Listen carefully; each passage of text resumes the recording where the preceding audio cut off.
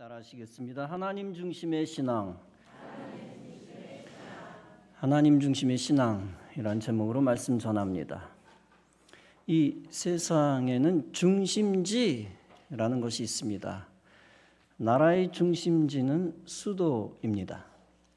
우리나라의 중심지는 서울입니다. 그런데 그 중심지 안에서도 중심지가 있습니다. 서울의 도심입니다. 그 도심 안에 시청도 있고 광장도 있고 행정청사도 있습니다. 행정의 중심지입니다. 경제 중심지 가운데 금융 중심지는 여의도입니다. 입법부의 중심지 국회의 사당도 여의도에 있습니다. 기업 중심지는 강남에 주로 있습니다. 기독교 대한감리회 본부는 광화문에 있습니다. 세계 제1의 교회도 여의도에 있습니다. 감사하게도 우리나라는 세계 기독교의 중심 역할을 하고 있습니다. 군대의 중심지는 국방부입니다. 계룡대도 있지만 철도의 중심지는 서울역이라고 할 수가 있습니다. 이처럼 서울의 모든 중요한 것들이 다 들어 있습니다. 그러나 지방에 존재하는 중심지도 있습니다. 교통의 중심지 가운데 하늘길과 바닷길의 중심지는 서울에 없습니다. 국제교통의 중심지, 국제공항은 인천 영종도에 있습니다. 해운의 중심지는 부산에 있습니다. 그렇다고 해서 국제교통의 중심지는 지방이다라고 말하지 않습니다. 국제공항을 서울 중심으로 수도권에 건설한 것뿐입니다. 부산은 제1의 항만도시이지만 제2의 항만도시 인천이 있습니다. 이 인천은 수도권으로서 역시 서울 중심으로 왼쪽 날개 역할을 합니다. 서울 사람들이 오만하게 흔히 하는 말이 있습니다. 대한민국의 행정구역은 두 개다. 서울과 지방이다. 지방에 가서 어떻게 살아? 시골 잘 다녀와. 서울에 올 때 여권 챙겨와. 그러나 사실 서울의 생존은 지방에 달려 있습니다. 사실 서울 안에서 전기가 생산되지 않습니다. 전부 경기 인천에서 끌어와 쓰는 겁니다. 만약 그들이 전기를 공급하지 않으면 어떻게 될까요?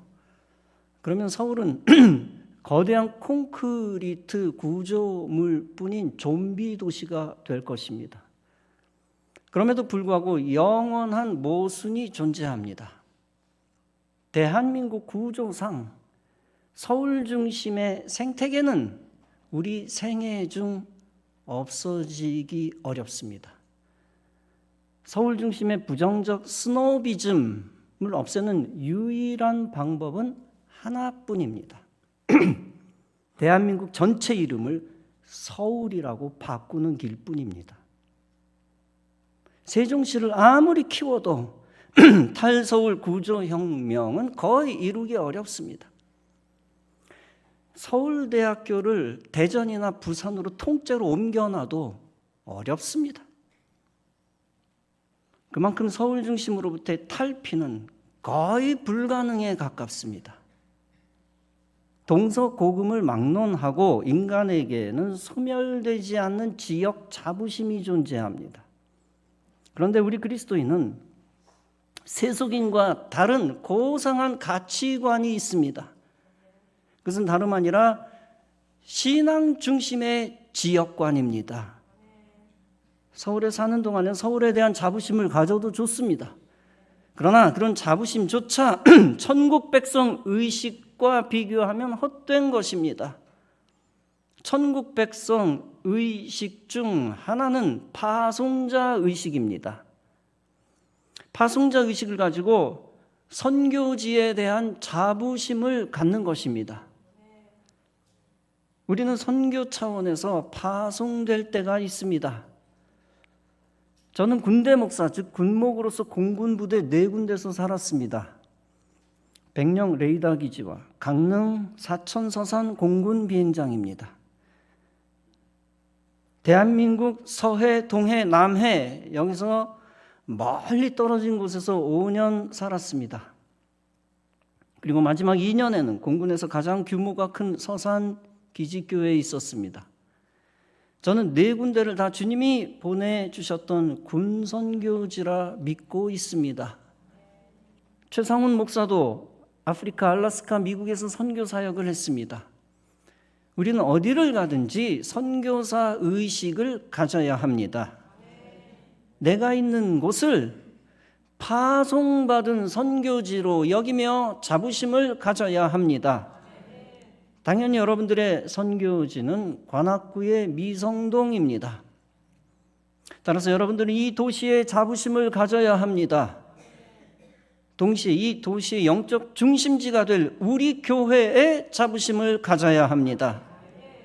앞으로 관악서 지방의 가장 큰 행사는 우리 교회에서 진행될 것입니다.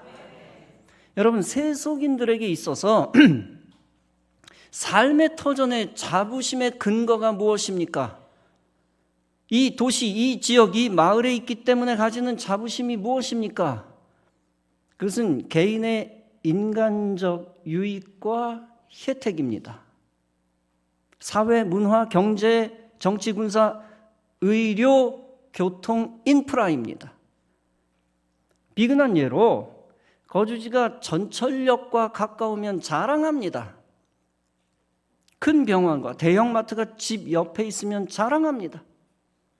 좋은 학교와 고속도로와 공항이 가까우면 자랑합니다. 누가 안 시켜도 자랑합니다. 본능입니다. 그런데 그리스도인의 자부심은 차원이 다릅니다.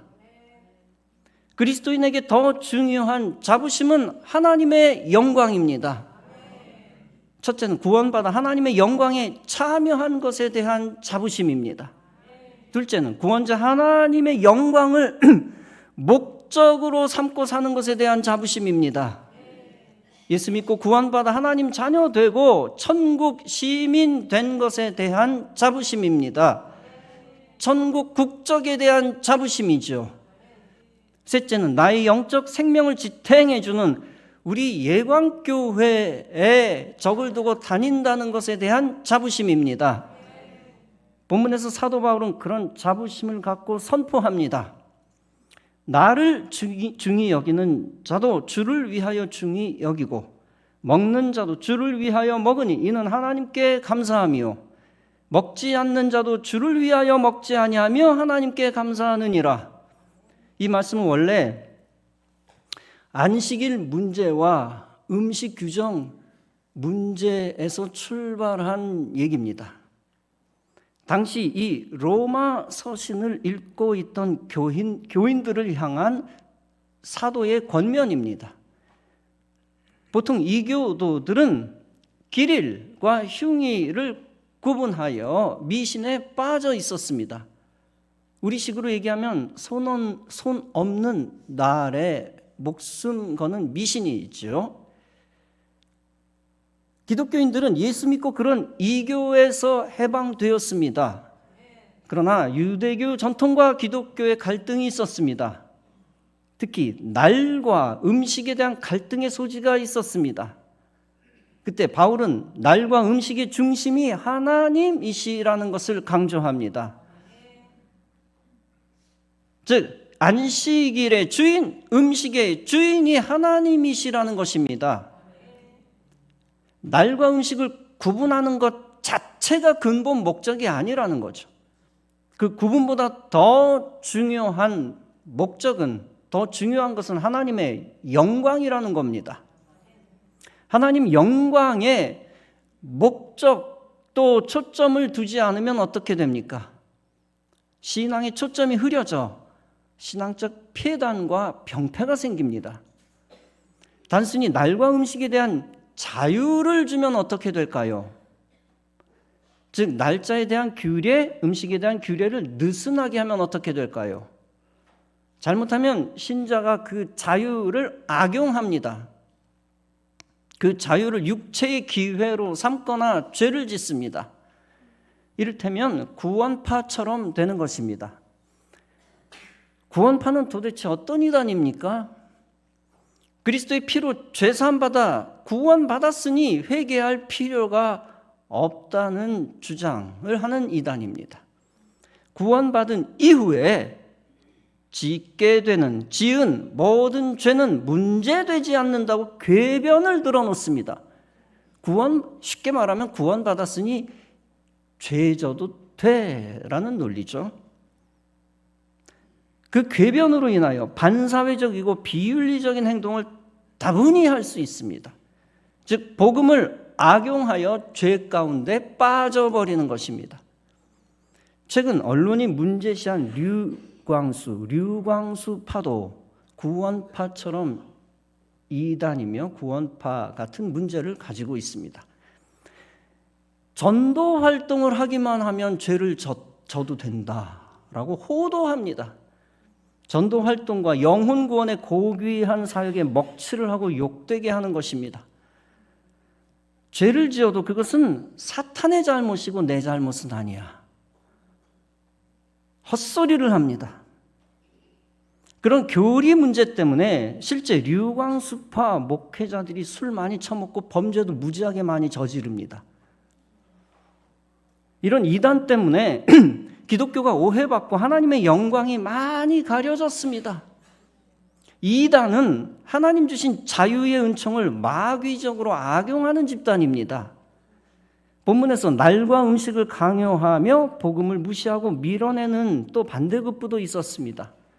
그로 인하여 믿음이 약한 사람을 업신여기며 분란을 만들었습니다. 율법을 빙자하여 그리스도의 복음의 은총을 소멸시켰습니다. 이를테면 안상홍 하나님의 교회 같은 안식교 이단입니다. 하나님 주신 율법을 악용하여 복음을 무너뜨리는 이단입니다.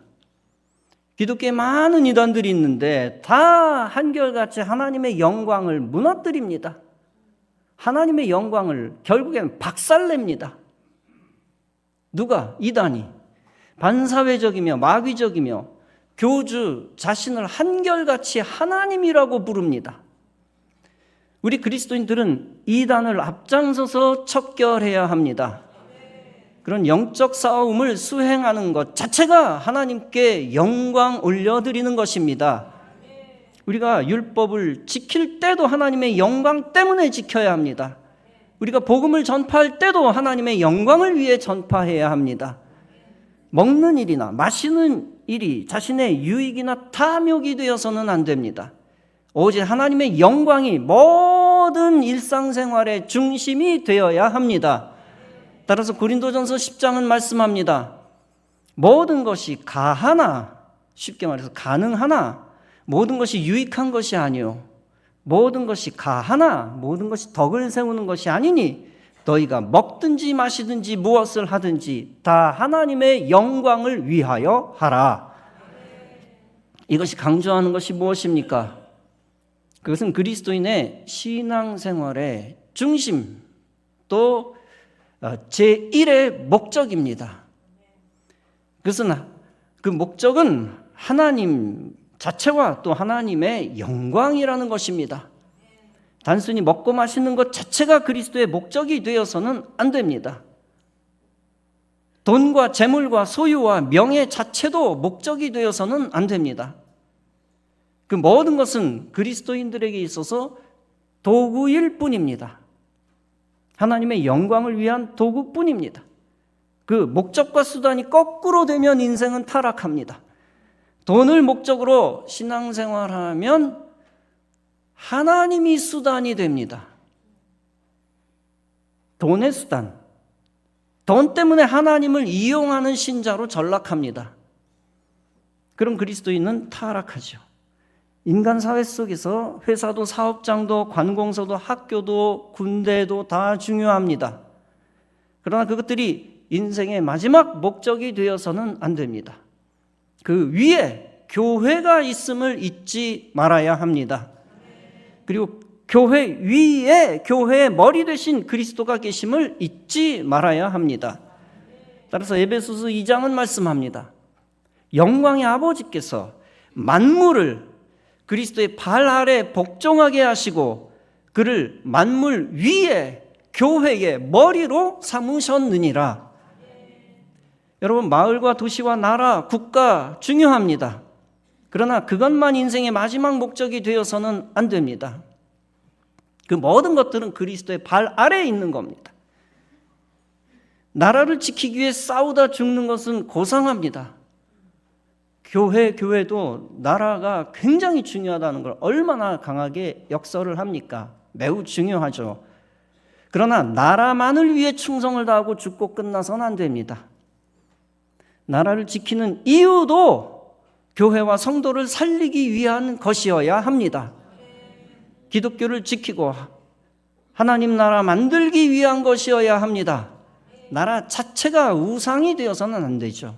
나라도 국가도 그리스도인에게 수단입니다. 궁극적으로는.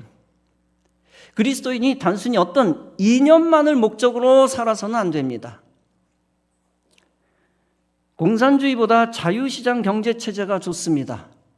그러나 자유시장 경제체제나 자본주의 사상 자체가 목적이 되어서는 안 됩니다. 오직 그것을 수단 삼고 교회와 선교와 하나님 나라를 목적 삼아야 합니다. 그리고 하나님의 영광을 목적 삼아야 합니다. 이사야 43장도 말씀합니다. 이 백성은 내가 나를 위하여 지었나니 나를 찬송하게 하려 함이니라. 즉 피조물의 목적은 하나님께 영광 돌리는 것입니다. 하나님의 백성이 일하고 공부하고 운동하는 목적이 무엇입니까? 사람 만나고 대화하고 식사하는 목적이 무엇입니까? 하나님의 백성에게 있어서는 다 하나님의 영광임을 잊어서는 안 됩니다. 디모데전서 4장은 말씀합니다. 육체의 연단은 약간의 유익이 있으나 경건은 범사에 유익하니 금생과 내생에 약속이 있느니라. 사도 바울도 육체의 연습이 유익하다는 건 인정했습니다. 그러나 그것보다 더 중요한 것은 경건이라는 것입니다. 여기서 우리는 영적 질서를 발견합니다. 육체의 연습 위에 경건의 연습이 있다는 것입니다. 상위 개념이라는 거죠. 인간의 일보다 고상하고 거룩한 일에 투자해야 한다는 것입니다. 육체적 투자, 물질적 투자, 땅의 투자 다 중요하지만 그 위에 경건의 투자가 있어야 된다는 말씀입니다. 그러면 금생, 즉 이생에 약속의 축복이 있다는 것입니다. 그뿐 아니라 내생, 즉 천국의 약속의 축복이 있다는 것입니다.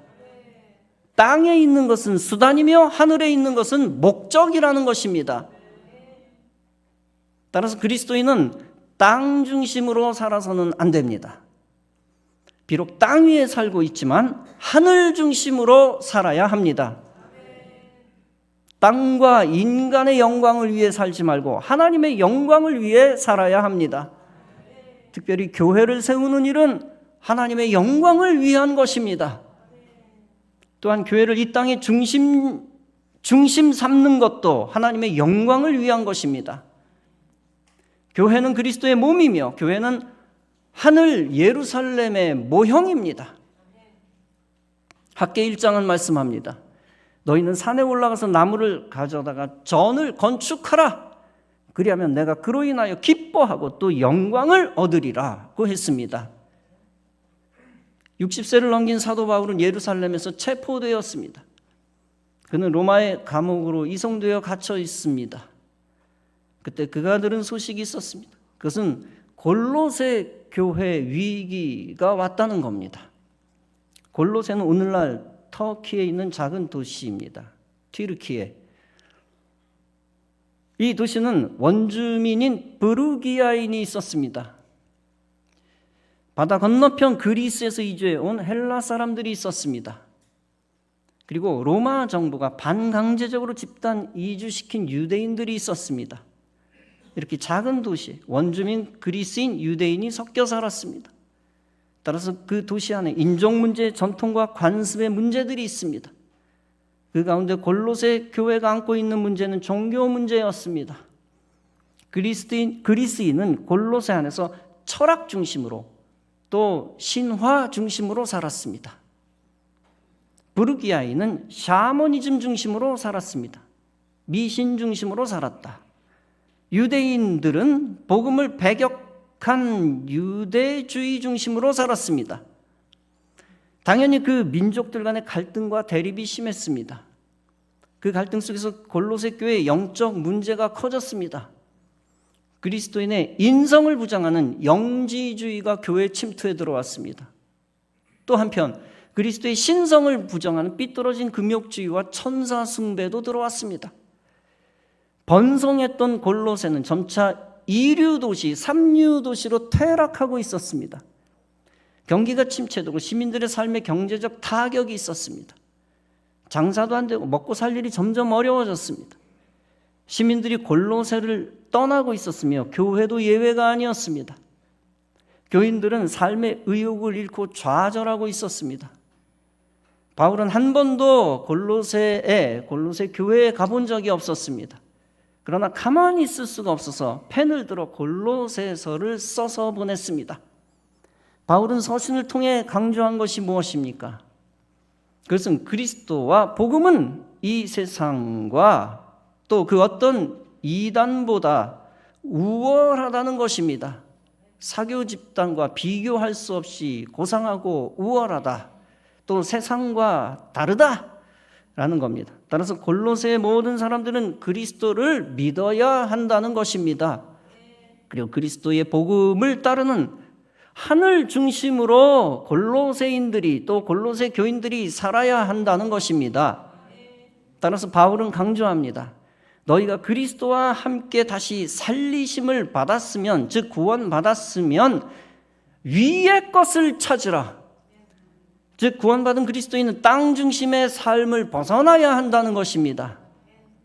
반대로 오직 하늘 중심으로 땅과 다르게 살아야 한다는 것입니다. 그러면 땅과 도시 가운데서 영적 어둠이 물러간다는 겁니다. 그로 인하여 땅과 도시의 영적 빛이 비추고 새로워진다는 것입니다. 성도의 본고장, 본향과 수도는 하늘 새 예루살렘입니다. 성도가 하늘 중심으로 살 때 이 땅도 하늘 중심의 땅이 됩니다. 땅과 도시가 하늘 중심이 되면 하나님이 영광을 받으십니다. 따라서 역대하 7장은 말씀합니다. 내 이름으로 일컫는 내 백성이 그 악한 길에서 떠나 스스로 겸비하고 기도하여 내 얼굴을 구하면 내가 하늘에서 듣고 그 죄를 사하고 그 땅을 고칠지라. 즉 성도들이 하나님 앞에서 회개하고 죄와 악에서 떠나야 한다는 것입니다. 또 하나님의 얼굴을 구해야 한다. 하나님만 바라보고 위만 바라보아야 한다는 거죠. 성도들이 이 땅에 있는 죄와 악을 제거해야 한다는 것입니다. 그러면 하나님께서 그 도시와 나라를 구하신다는 것입니다. 미국에 있는 강미라 사모의 이야기입니다.